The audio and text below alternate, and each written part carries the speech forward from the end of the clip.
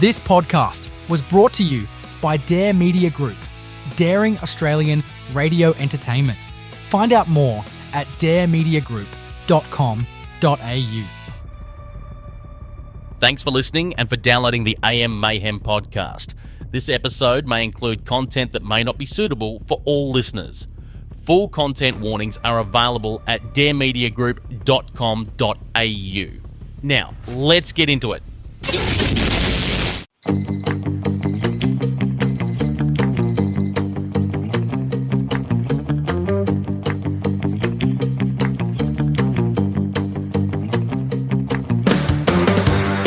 Wake up and hold on tight.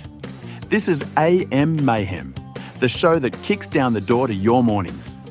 Whether you're blasting rock on Radio X, reliving the greatest hits of all time on Radio X Gold, turning up the boot-stomping tunes on Radio X Country, or with real talk on Dare Talk Radio. One thing's guaranteed. It's fun, it's chaotic, and it's completely off the rails.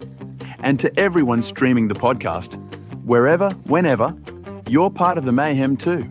We see you, we hear you, and we know you're just as twisted as we are.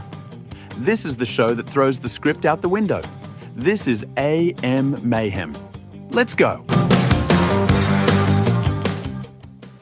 Well, good morning, everyone. Welcome to AM Mayhem. Good morning, everyone. Hello. Welcome to AM Mayhem, the show being live broadcast simultaneously from 3 different locations to keep it running. Yeah, one of them happens to be Kalgoorlie. I'm currently halfway between Kalgoorlie and Perth. Interesting times, of course. Nathan, you're in Rockhampton, right? I am still in Rockhampton, yes. Oh, there you go. And Katie, where are you at the moment? I am in the Perth studio behind your button desk, feeling very uncomfortable. She looks terrified. Katie's pushing all the buttons. And literally all I can see on my screen, I can see the board on my screen, and I'm trying to coach Katie through on how to do it also, because we didn't even give her a chance to do any training. No, just like, here, press this, do this, at this time, you've got this, then 3, 2, 1, let's go.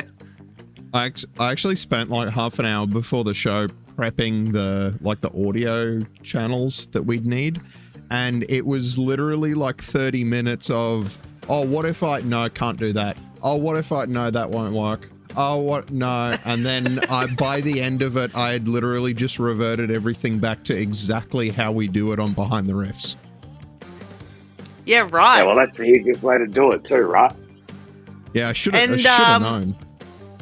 Yeah, should have known. So, Scott, how are you going in your little remote setup you got going on? Well, you guys can see me, right? And I'm in a little hotel room in a place called Southern Cross. And it is flippin' freezing. I nearly dropped an F-bomb then. Mm-hmm. It is very cold. And I have the heater on 24, pointing right at me, actually. And it's giving me, I feel like my skin's drying out. Because then I go outside and it's 4 degrees. Just don't go outside. Problem solved. Just don't go outside. But how am I going to go in the morning? I've got to get up nice and early, and like tomorrow morning, for example, I've got to get up even earlier, and it's going to be even colder. Yeah, yeah. I'm not envious of you having to go out and start your day. No. Rocky was like proper cold for 2 weeks, and then it was like, nah.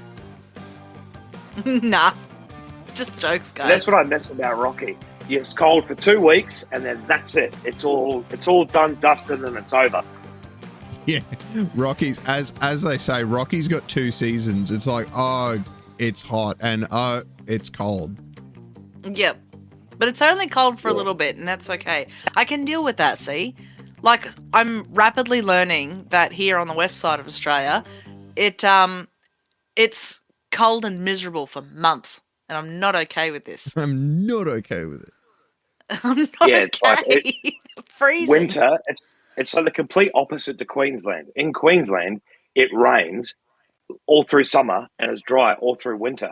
But on the west side of Australia, it's like the complete opposite. It's dry and hot as F in summer, and then it just rains all the time. Yeah. But not just rain. It's like someone is pouring a bucket of water all over you. I know. It's like doing the ice bucket challenge, honestly. Yeah, basically. It's just doing the ice cold bucket rain. challenge every day. Cold and Yeah, humid is the worst. Yeah. Like, I walk out to the car in the morning and, like, the kids and I, every day, it's cold and rainy and we just kind of, like, shiver our way to the car. And for some ungodly reason, the car is colder than it is outside. And we just sort of shiver until the heater starts to kick in and we warm up.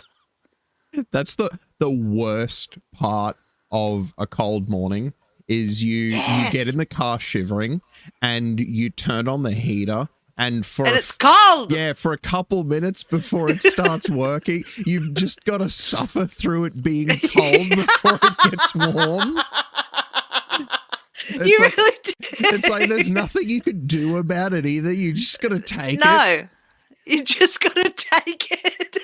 It just gets colder for a couple of minutes and you're questioning all of your life choices. You're like, do I really need this job? It's going to get worse before it gets better. And I might not be just talking about the heater.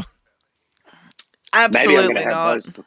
Maybe I'm going to have those thoughts when I walk outside in the morning. Do I really need to drive all the way to Kalgoorlie? Yeah. Do I really need to be doing this? It's like, late checkout. No, but I have to be in Kalgoorlie by 10 o'clock in the morning, so at least it'll warm up. By the time I leave this place, and by the way, shout out to the people of Southern Cross. Everything shuts at 5 o'clock in the afternoon and nothing's open. So if you're hungry at 5 o'clock in the afternoon, that's it. Nothing. It sucks to be you. By the way, speaking of closing up nice and early, I was going to follow back to that. So late checkout, right? One time, so I was staying in a hotel with a girlfriend at the time, and we asked for late checkout, and I learned the hard way that late checkout is like 10 o'clock. Yeah. You know, not like lunchtime like we were thinking. I think some places go like their late is like sort of 11:30, but it's still not 12. Yeah. Well, listen to late the rules checkout. There, right? Let me read you the rules at the back of the door. Oh, There's no. quiet hours between 9 p.m. and 7 a.m. So, as soon as it's just after 5 a.m., we need to all shush. No smoking indoors. No smoking indoors. Any damage will incur fees and/or other charges accordingly, and strictly no pets or animals. Pretty standard rules, I reckon. Yeah, and then checkout is strictly 10 a.m. There you go. It's in writing on the wall. Place all used dishes in the bathroom sink, because there's no actual kitchen sink, right? Place all used towels and bath mats piled on the bathroom floor, and return your key to reception. There you go. And it's all going to be done by 10 o'clock. They're all pretty standard rules, but like at least you don't have to be out till 10. Most places are like, sometimes they're like the 8 or 9 o'clock. Yeah, that's what I mean. Like, I am not compatible with hotels. Like for me,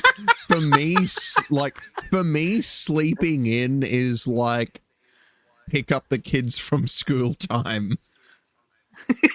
Yes.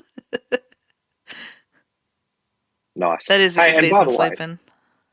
By the way, while we're talking about like hotels and traveling and all that sort of stuff, you know what? I want to give a shout out to the WA government. I don't normally give shout outs to Labor governments, but I'm going to give a shout out to the WA Labor government, because I drove from, if anyone's ever done the drive from Perth to Southern Cross, right? Not one pothole in the road. Not one pothole, and the road was nice and smooth. Queensland, on the other hand, if you drive, say, between here and from Rockhampton to Brisbane, there's a pothole in Gladstone, a big-ass pothole in Gladstone. I mean, it's just full of potholes, isn't it? If you drive from one side of Rocky to the other, there's a bunch of potholes. There's lots of potholes. Actually, I believe there's still the bomb crater from when the truck blew up on the Bruce Highway Yes. at Gladstone. Yeah, I think that's still there. Yeah, Rockhampton is just like the city of endless repatching projects.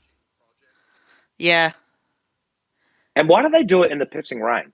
Like, why are the road workers out there in the rain, like trying to fix potholes? It doesn't help in any way, shape, or form. As a matter of fact, it makes the pothole worse. Okay, so my theory Just is mad about it. my theory is they make it worse for themselves on purpose, so the union has something to complain about. I hate unions. I tell you, I hate unions. I do not hate. I do not hate unions. They were just an easy target for that joke because we all know the stereotypical like road construction worker leaning on a shovel. Yeah. Yeah, it's funny, isn't it? Like, during, like, the nice days, they're just chilling. Leaning against a shovel, not doing anything, doing diddly squat. And then they're all out here scrambling in the rain because the road's falling apart. No, well, I mean, it's like then you've got incentive. You get the job done as fast as possible and you can get back inside. That's right.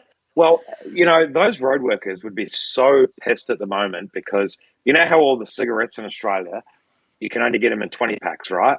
They would be pissed because they would have to spend way more money to buy way more packets of smokes to lean on the tourney signs. You know, where you flip it around and it says stop go, stop go.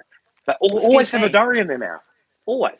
Do you know what's funny, though, is all of those people, I remember this, back in high school, there was this thing about becoming a lollipop lady or like lollipop man. Lollipop person. Let's be gender lollipop neutral. Person. Lollipop person. 2025. Yes, I apologise. Lady pop? Lollipop person. A lollipop person. There was this whole thing about it because it didn't take much at that point in time to get like your certification thing. I don't know why it required a certification, but apparently it does. But it was piss easy to get and it made good money. So there was a heap of sort of people around my age group that were just going and getting this little certification so that they could go and stand on a road somewhere and hold a sign. Now, you notice most of, not all, but most of these sort of major roadworks, there's not a person in sight. It's all done via like remote radio connection thing and a traffic light. Yeah. They send a drone in just to double check everything. Yeah, I was gonna say too. What would the actual term be? I'm thinking, crossing station attendant, something. Crossing station attendant. I think the actual term is like crossing sign attendant. Crossing sign attendant. I think the actual term is like traffic controller or something like that. Traffic controller. There you go. What is wrong with stop go person? Stop go. Stop go. That's all they do all day. Stop go. That sounds good to me. And a very big shout out to all stop go people. This is AM Mayhem. Good morning, everyone. AM Mayhem. Your morning, your mayhem, your podcast. Powered by Dare Media Group radio stations. And good morning, everyone. Welcome back to AM Mayhem. Good morning. This is interesting. Welcome back. This is fun because normally that's my line, but because I'm in middle of butt F nowhere with no panel, it's now delegated. I like it. Yes. But anyway, while we're on the subject of, I was going to say delegation, but it's not really delegation. The mushroom check. Let me segue in, Scotty. Just like appearing on a show that someone else does all the button monkey work for, it's funny how a meal tastes better when it's made by someone else. Except in this case. Except in this case. If any of you mofos decide to feed me steak and mushroom pie or mushrooms and sausages or steak and mushrooms, anything with mushrooms in it, no thanks, I don't want it. So, what about all the times that you go out and you order mushrooms with your steak Oh, or no. mushroom sauce? We are off the mushrooms altogether. Magic and in the garden. No more mushrooms. Magic well. and muggle. That's right. That's right. Oh, no. It's got to be that Perth studio. The studio in Perth. See? Look, one line, you got the giggles. You're up the duff. Up the duff. You're up the chip. Oh, That was really dear. good. That caught me off guard. I was going to say, if you knew how to work the panel, you could play applause, but that's okay. That's all right. What we're talking about in all of this is what's her name? Erin Patterson. She's been The mushroom convicted. killer.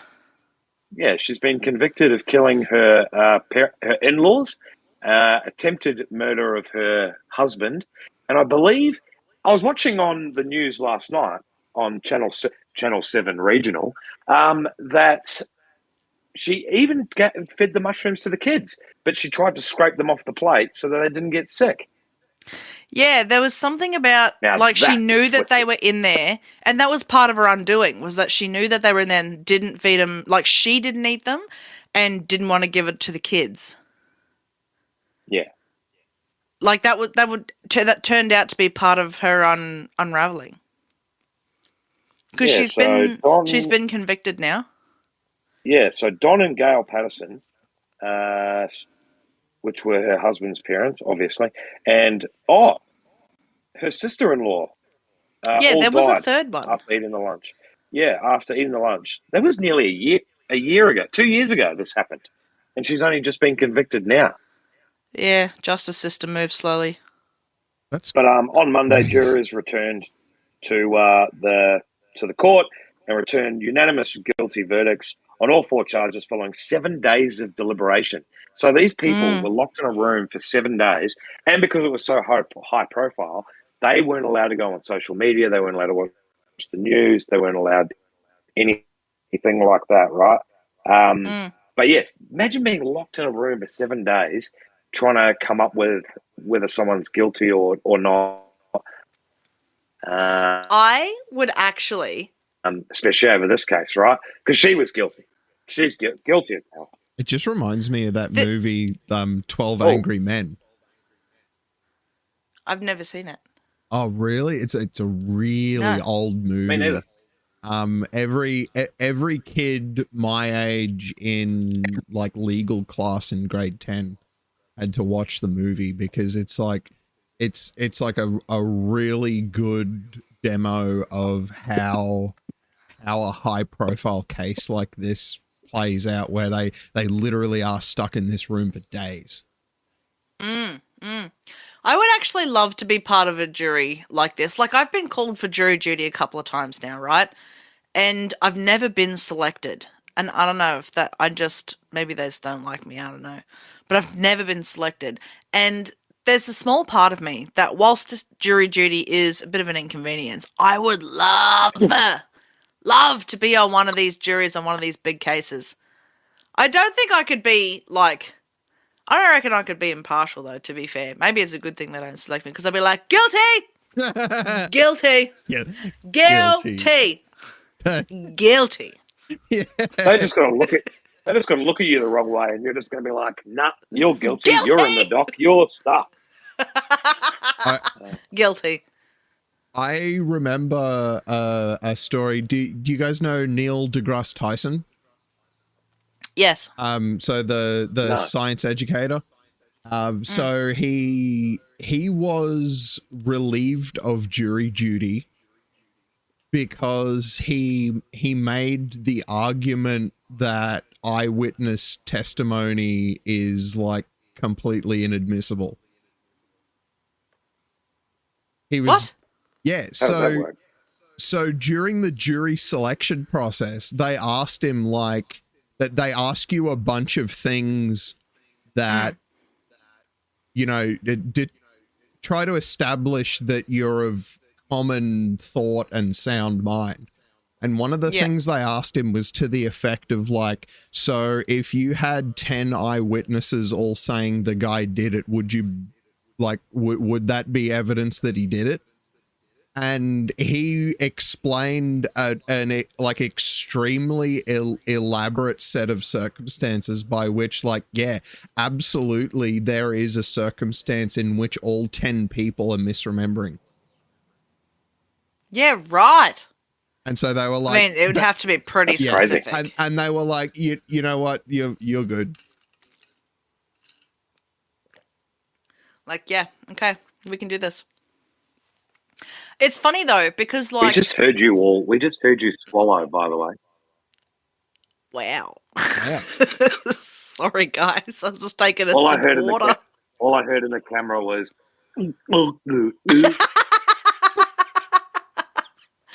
I was just taking a sip of water. Sorry everyone. Excuse my vocal cords. Wasn't that bad on this end?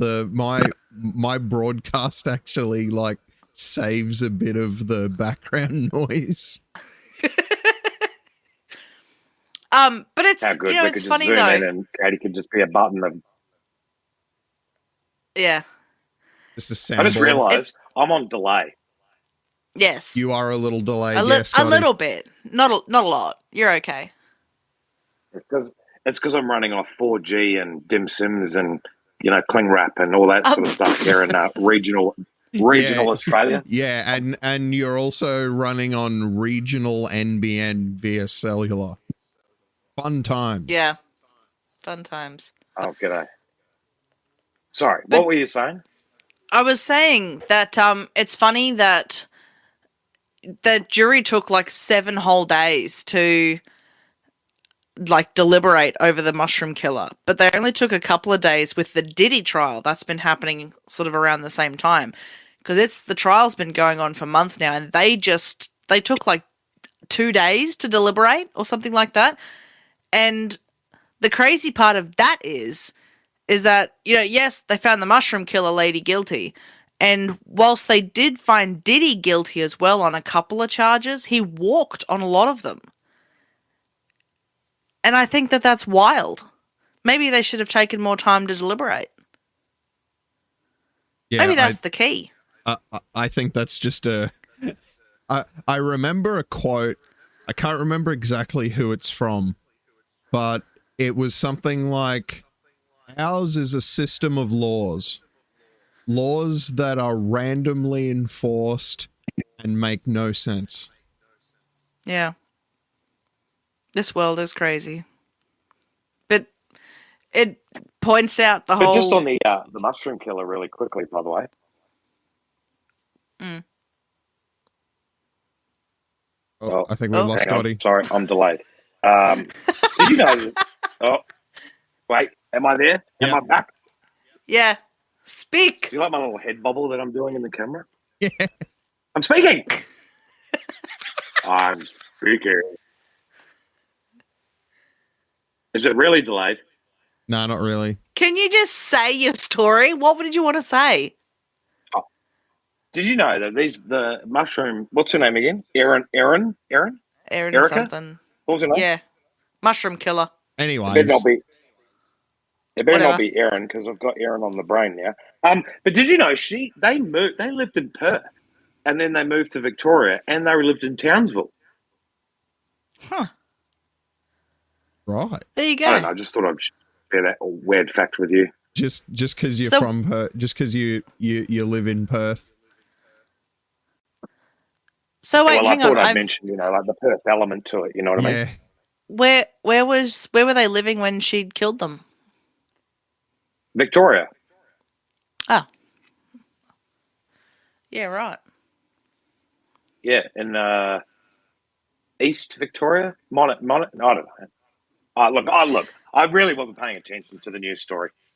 I mean, look, if she'd done the job properly, there wouldn't have been enough witnesses. So it's her own silly fault. My mum, no, literally, my mum says this stuff all the time. This is a joke that I hear my mum say all the time. Like with with CSI and NCIS and the internet and like all of these crime procedural shows and true crime documentaries, how do people get caught for murder anymore? Right? Like there is so And why much. don't police chase after them? What? Well, police, they get to the fence and they go, oh, the fence is too high, when it's like knee height. Ugh. And they let the criminal go. Just like, nah, gotta get back more donuts. I think that's a bit mean against police officers. They Well, do a fantastic look, job. It's I the mean- courts that let them down. I mean, if you're gonna let a guy run away over a knee-high fence, you're probably the sort of person who eats a lot of donuts. I mean, that's fair. However, I have seen cops like jump the like 8-foot fences because they did it in my backyard. Oh, yeah, that's right. That was nuts. And those are the guys who are not eating cake all the time. Correct. I mean, I wouldn't know. I slept through the whole damn thing, but it was quite an exciting time when they just sort of ran through our backyard chasing someone. And it's lucky they didn't cop my dog. She was ready to go. She was, 'cause, like, She was yeah, teeth bared, ready to yeah, go. Dogs don't get that. It's like there's someone in my house. There's someone in my There's yard. someone here. Like, let's go. She was mad about it. She like woke up. She's very much of a nana dog, but she woke up from her little snooze that she was having, like jumped a bunch of toys that were left there from mowing the previous day, and like hightailed it down the back to catch this guy and the police running through our backyard. Wild times. I've never seen that dog bare teeth in my life. That's awesome. Will Catch is back after the break. Good morning, everyone. AM Mayhem. Your morning, your mayhem, your podcast. Powered by Dare Media Group radio stations. Good morning, everyone. Welcome to AM Mayhem. We were just talking during the break. Speaking of breaking national news stories, Scotty, you said that there was an update on the recent Qantas breach. Oh, yes. Let me bring up my little news thing here. It says Qantas has been contacted by a group claiming to be behind the theft of data of millions of its frequent flyers last week. The airline said in a statement on Monday that a potential cyber criminal has made contact, but it would not disclose if a ransom was being sought. As now this is a criminal matter, yes, we have engaged in the Australian Federal Police and won't be commenting any further on the details, a Qantas spokesperson said. Qantas has said to be working with cybersecurity experts to validate the authenticity, hey, that was a big word, of the communication. There is no evidence of any personal data stolen from Qantas has been released. With the support of specialist cybersecurity experts, we continue to actively monitor, the airline said. You know what? I that's a pretty good update, right? Because there's 2 points to that, and then I want to get you're up there, Nathan, on my screen, so I want to get your take on this, right? But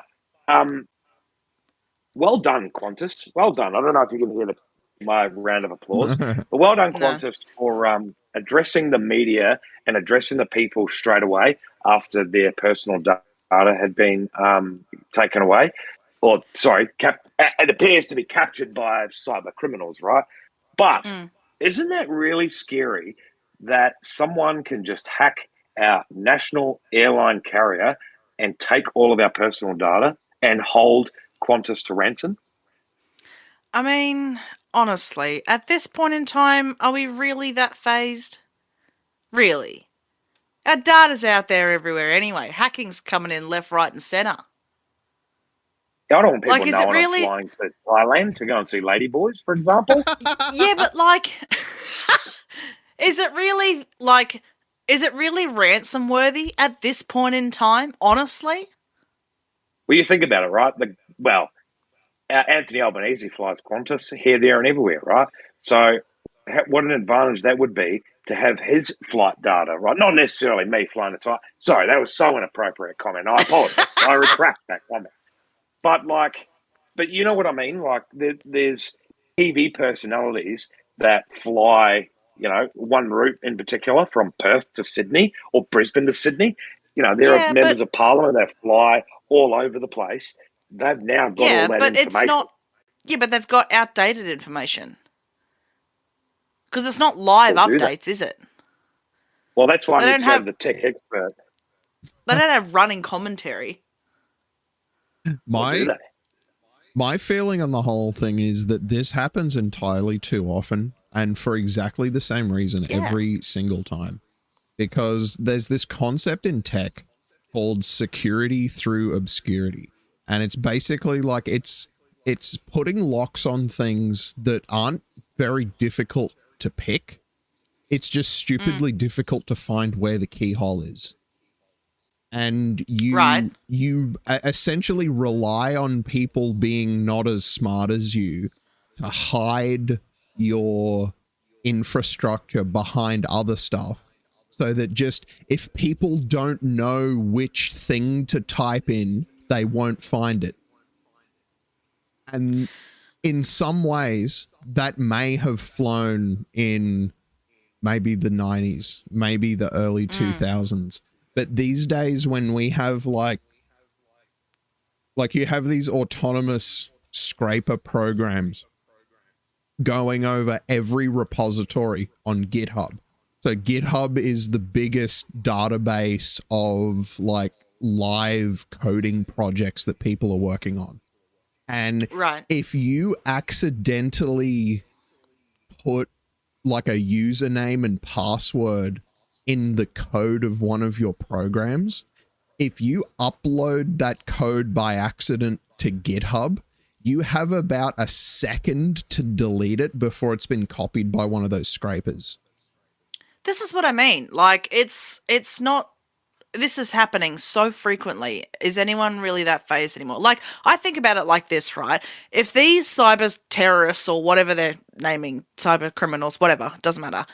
If they really wanted to hold Qantas to ransom, if it was me, I wouldn't do it with customer data, because customer data's out there anyway. Doesn't matter where you go, it's out there. Everyone's information, like, you can find it pretty easily. It's not difficult. If you really wanted to. If I were them, I had the ability to infiltrate Qantas's inner workings, I would hold up their flights. Yes, and that's like, what I was... should just stop their flights. That's what I was going to say. It's like, if you're going to attack a vulnerability like this, do it properly. Instead of attacking the ancient computer, like powering their customer data system, attack the ancient computer powering the towers. The towers, yes.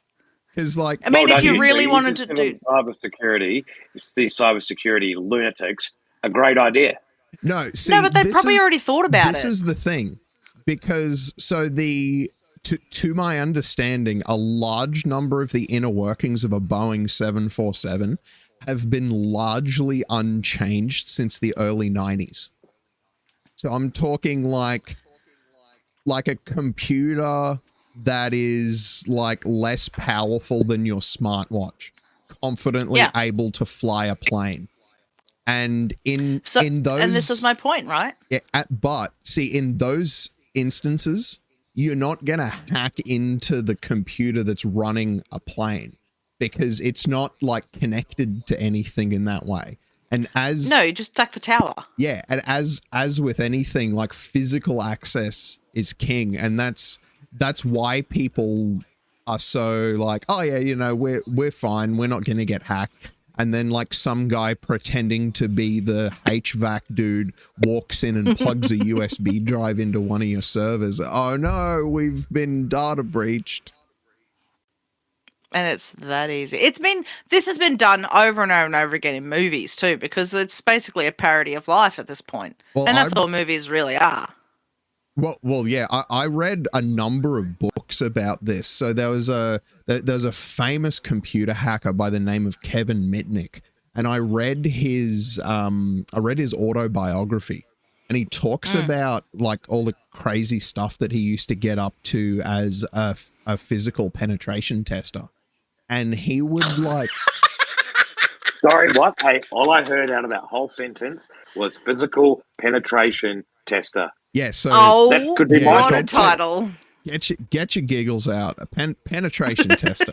No, so that title. So that is the official job title for someone whose job it is to break into buildings. So, like a bank robber. No, so it's more like, well, yeah, it's more like it's kind of like a freelance bank robber that banks hire you to try and break into their bank to see if their security is good enough. Oh, what's that movie? What's that movie with oh goodness me, Sylvester Stallone? Breakout. Breakout. That's exactly what they do. He's like a professional jailbreaker.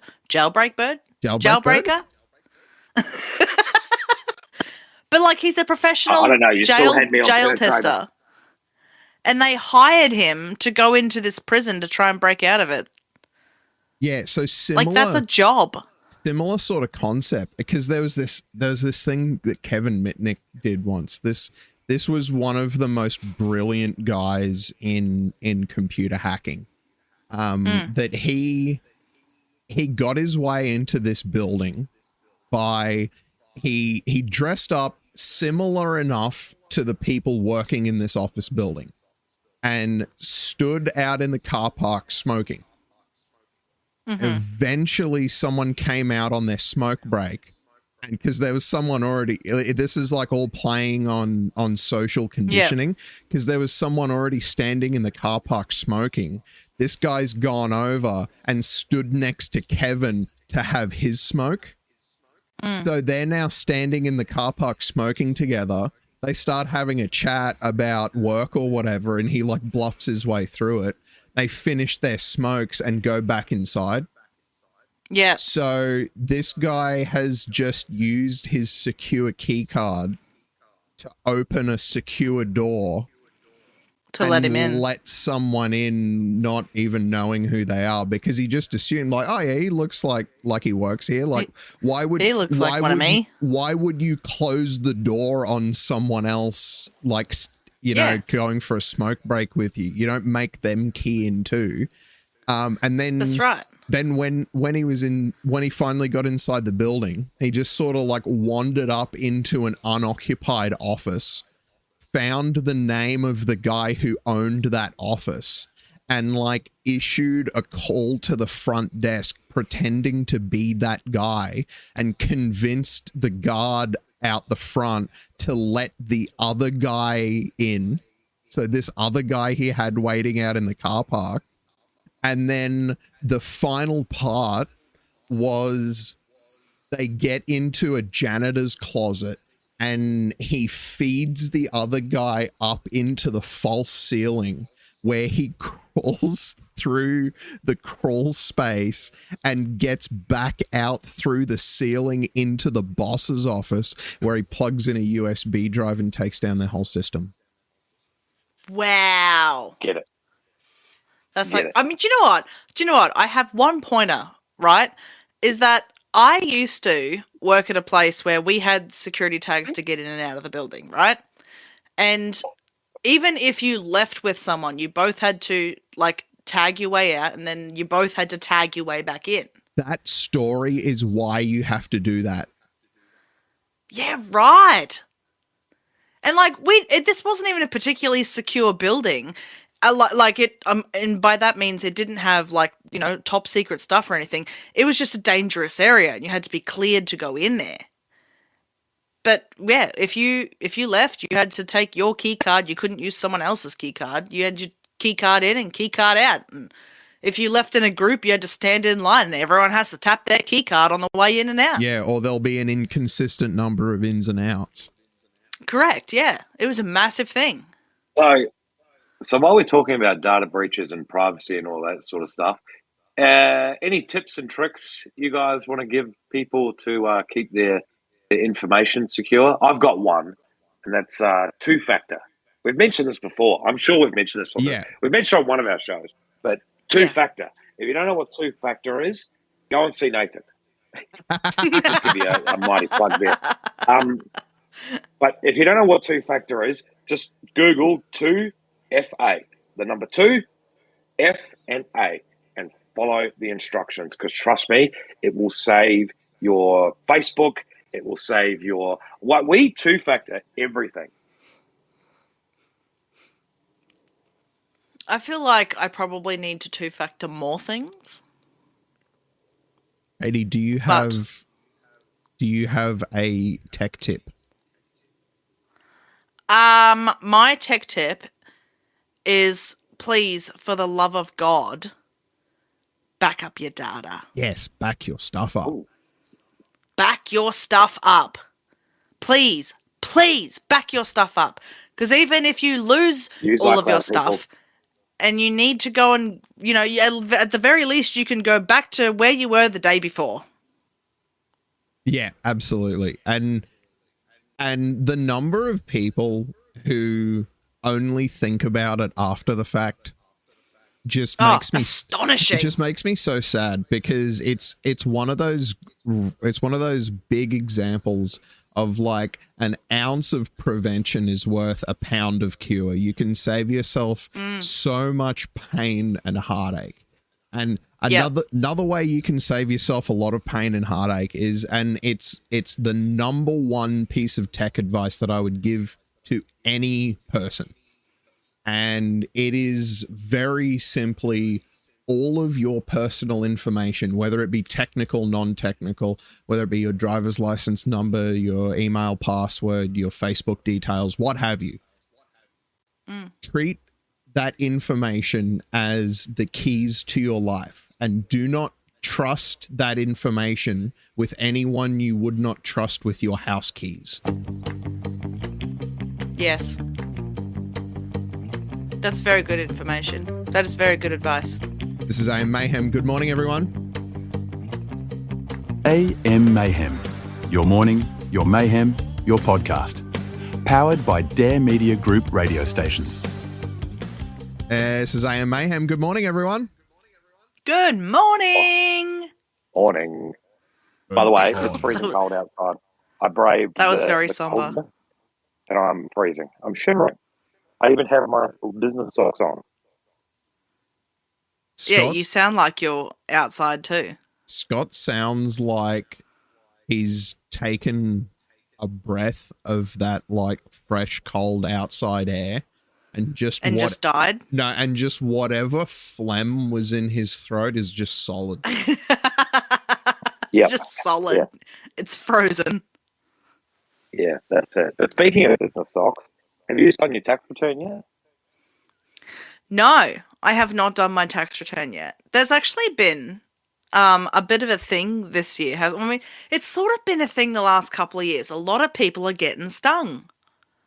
Blame Albo. Well, Well, it's funny because this is his infamous stage 3 tax cuts that we're dealing with at this point in time. Remember that big thing that happened? And they're all like, the stage 3 tax cuts will come at the end of the financial year. That's what we're dealing with now, which is insane because so many people are still getting bills. Well, I tried to do my tax return and it said a big warning message that the tax incentives don't actually kick in until the following financial year. yeah, right. Yeah, right. I had to look at it the other day just briefly because mine's not ready yet. But it's it seemed to be okay, I think. I was one of those unfortunate souls that got a pretty hefty bill a couple of years ago. My bill was like $6,000. That's And crazy. yeah, it was like $6,000. There was a couple of different circumstances that year that led to me actually being in the higher tax bracket and not realizing it. And it sucked because I obviously didn't get a tax return that year. I didn't get one the year after. I didn't get one last year because it keeps going to this bloody bill. Thankfully, it's now paid off with the ATO. You're finally square with the ATO. I'm finally square with the ATO. But here's the real kicker, is any parent that's gone through the Centrelink system after they've had children, the difference between like family tax benefit and CCS and all of this sort of thing. CCS, for those who don't know, is the childcare subsidy, making like daycare cheaper and things like that. Again, I got square with the ATO, and then they hit me with because you earned too much, now you owe money to Centrelink because you claimed too much childcare subsidy. And I was like, you gotta be kidding me. So you cannot win with these people. I cannot win with these people. So now I have a bill for that as well that I'm still paying off. Well, here's an interesting news story for you. By the way, do I sound better? Yes. Much better. Oh, I've swapped to my phone. There you go. Oh, okay. Yes, that's fantastic. What was your tax bill? You said $6,000, right? Yeah, a couple of years ago, I got one for about $6,000. Well, there is a person in Queensland who owes $32,459. Holy. You're kidding. Have they just not lodged for a couple of years? No, that's why I'm quickly reading the news story here. And it's like asked about what business that she does and all that sort of stuff. But yeah, there are people out there that are like so pissed off because they owe so one person here owes $3,300, another person owes $2,000, and they have to pay that back, as you just said, over a period of time, which with the cost of living is just not viable, right? It's insane. And you can put these on payment plans. It's not, they're nice enough that they don't expect the whole lot back right then and there, right? So at least that's something. You can put these on a payment plan, and you've got a couple of months to even put them on a payment plan. And if you haven't paid it off by the next financial year, they just take your tax return of that year, right? Which is a pain, but it means that you're not shelling out your whole bill sort of right up front.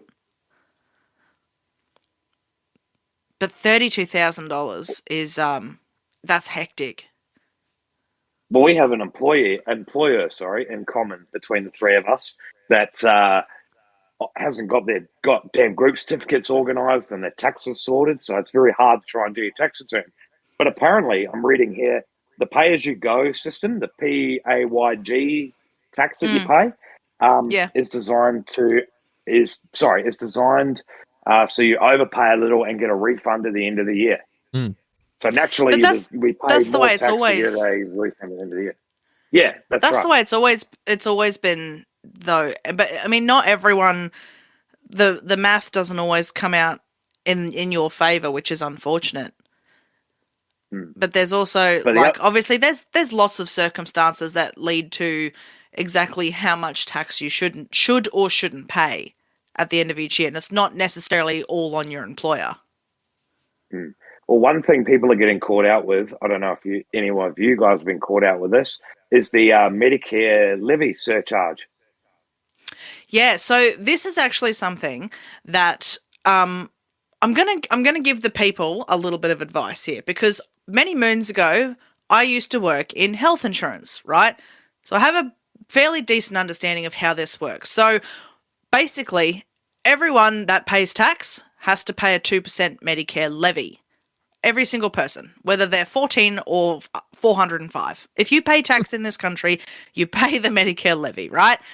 Now, the interesting thing with this is if you are over the age of 31 and you do not have hospital private health insurance, you will pay a Medicare levy surcharge on top of the Medicare levy, which is another 1.5%. And that is what's stinging so many people. Because no one can afford health insurance right now. Taxes on taxes on taxes. Yeah. On taxes, on taxes, on taxes. It just reminds me.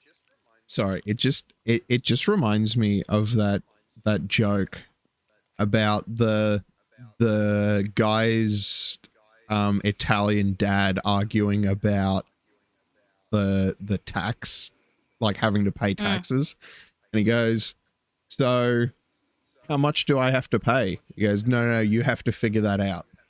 He goes, Yeah. okay, well, what if I don't pay? You go to jail. Okay. Well, what if I don't pay enough? You go to jail. Well, what if I pay too much? I will give you some back. So you do know how much I owe.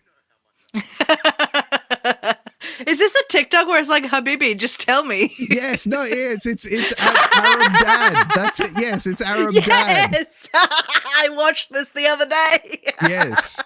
Shout out to I think it's at Rudy Ayub. It's so good. I love that guy. I watched that video. It was very funny. I got a giggle out of it.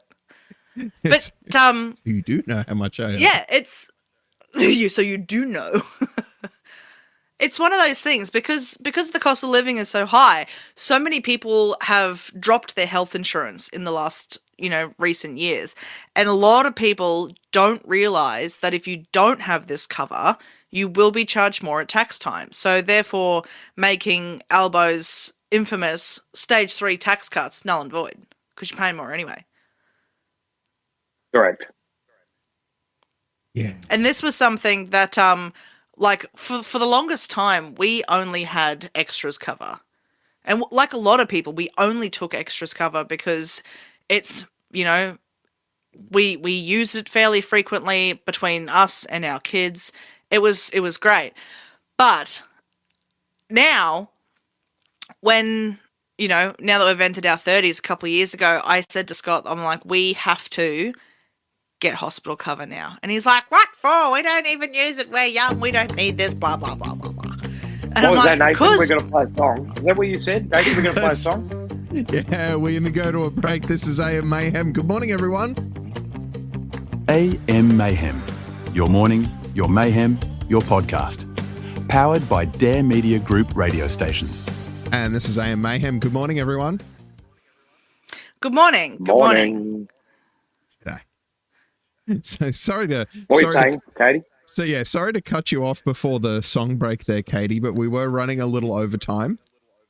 No, that's okay. That's okay. I was just giving the people advice. If you're just tuning in, we were talking about the end of financial year and some of the repercussions of tax returns and so on and so forth. And one of the things that I was saying is that once you turn 31, you need to go and get a private hospital policy through any private health insurance. It doesn't even have to be a high one. It can just be like an emergency only sort of thing that's pretty cheap.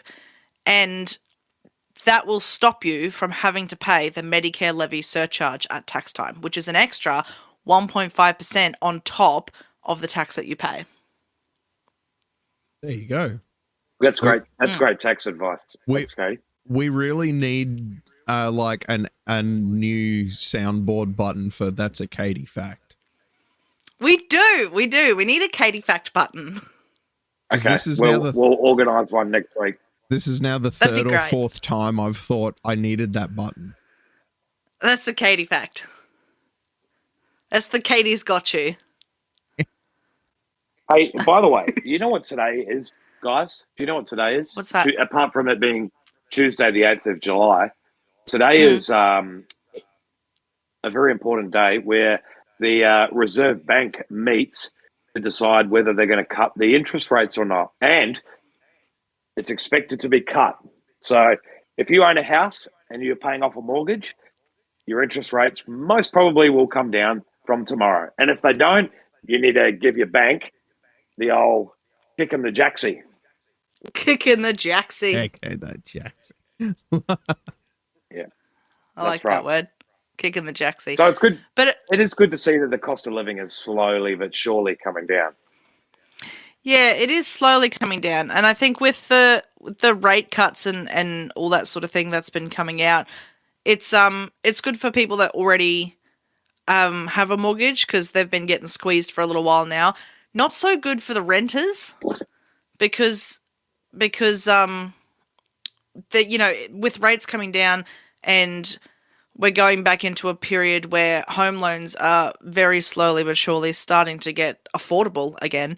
So people are going to get the homes and we go around the whole like housing crisis thing and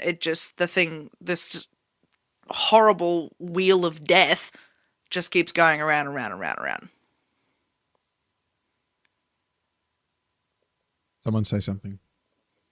Someone say something. Someone say something. No, well, I was going to add to that. You look at the cost of rentals at the moment, right? Like rental properties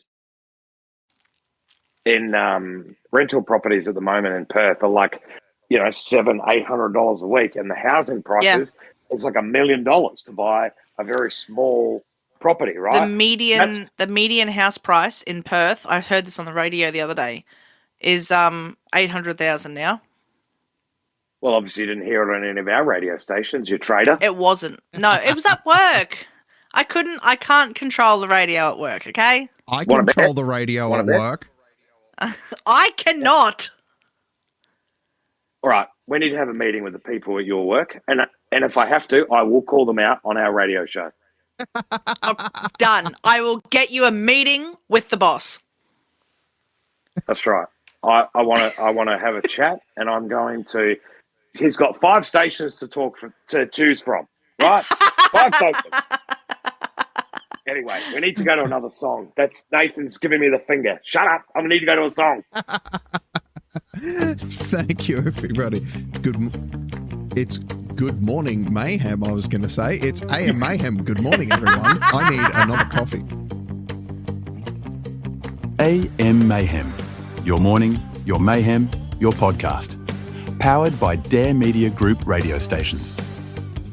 This is AM Mayhem. Good morning, everyone. Good morning. Morning. How are you?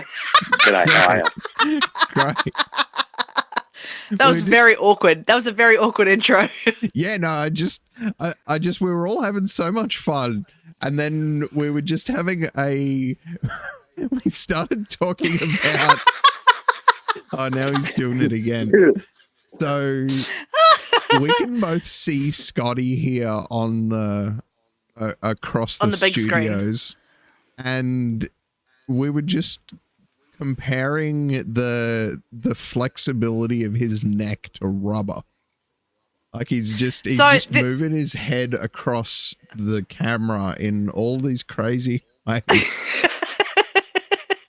This a funny thing, right? This is something that I've always known that you can do, but watching you do it on camera it was really funny. What it basically, like when you move your head, right, you can really only move the top of your head and, maybe sometimes a bit of back and forth action without having to get your shoulders involved, right, and moving the rest of your body. Back and forth action.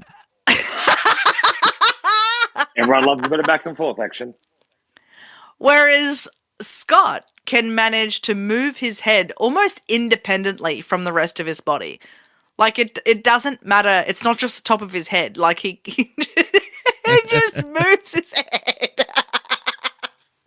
Remember that old that cartoon? When they do the elf and you put someone's face over the top and they do the the weird dance at Christmas time. That's like what my head looks like in the screen. It actually reminds me of almost like Bollywood dancers. You know how they can kind of. Yeah, it almost reminds me of like Bollywood dancing. Yeah, and it's funny because you said something about that, Katie. There's I just sort of like when I do an impression of it, or when you do an impression of it, like our shoulders move a little bit, but with Scotty, it's just completely fluid. It is. It's so. Right. It's like your head is not attached to your body. You know how in your grandma's car they used to have that bobblehead with the dog? That's sort of like, I can do that. Ready?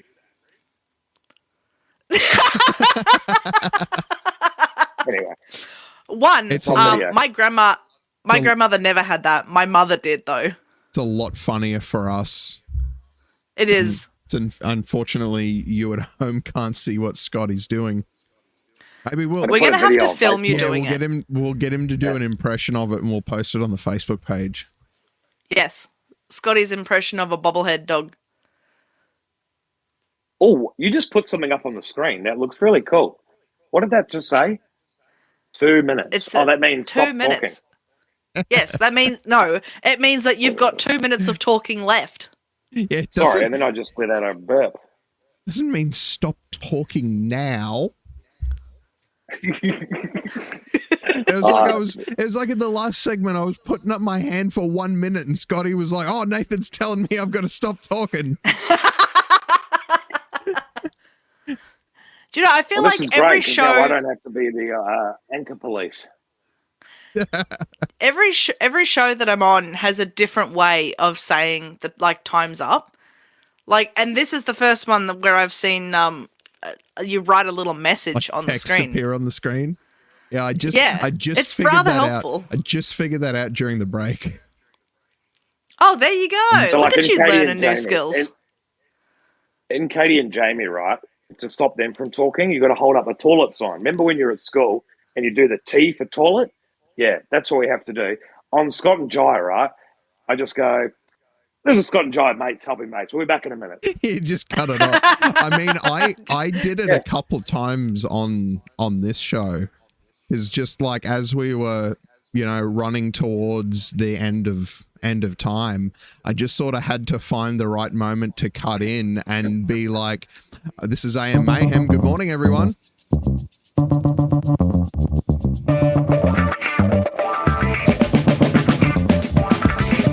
Well, and that pretty well brings us to the end of another episode of AM Mayhem. Poor radio DJing at its finest. Oh, what do you mean? No, you did well. You did really well. In the song break, we're trying to tell Katie, right? We're trying to tell Katie what to do. You're telling her you've got to click on this button and you've got to pull the fader down when it's a good time to talk. And you'll just know when it's a good time to talk. Well, I mean you could do it next time, all right? Well, I mean, he will, I guess. No, yes. I'll be back next week, remember? For the next 2 shows, I'm going to be in Kalgoorlie. Well, then you just have to get used to my button monkeyness. Yeah, well, that's okay. You're doing it. You guys are doing a fantastic job, by the way. Well done to you both. Oh, it's not me. It's Nathan. Oh, well, no, and I was going to say, like, it's just a Tuesday for me. Yeah, exactly. I have not contributed much apart from the most minimal amount of buttons because that's all they trust me with. Well, I mean, you managed to turn on the studio. All the mics are going. All the computers are on. I mean, what more could you want? I did well, I think. I think I did well, considering I'm just the talent. Yeah, that's right. Yeah, Scott coming in via fiber to the node, I'm sure. That's yep. Dim Sims, Glad Wrap, used condoms, all that sort of stuff. That's how I'm being connected around the world. Or at least around Australia. Yeah. Well, that's true. Most countries have like sane internet. Isn't it funny that like Australia, being the inventor of Wi-Fi, has like some of the world's crappiest Wi-Fi? Yep. Isn't that wild? I was still tripped out. What an injustice. I was still tripped out when I was driving down the road and my phone went from 5G to 4G and there was no 3G anymore. Yeah, no 3G anymore. Do you remember when there wasn't even when 3G was first come out? And I don't remember what it was before 3G. 2G. Was it 2G? Or next gen is what Telstra called it. Yes, that's right. When there was like 3G was the latest and greatest thing. I very, very barely remember 3G being the latest and greatest thing. You might have been a touch young, but you would have remembered it, but it wouldn't have been in your sphere of like knowledge at the time or interest.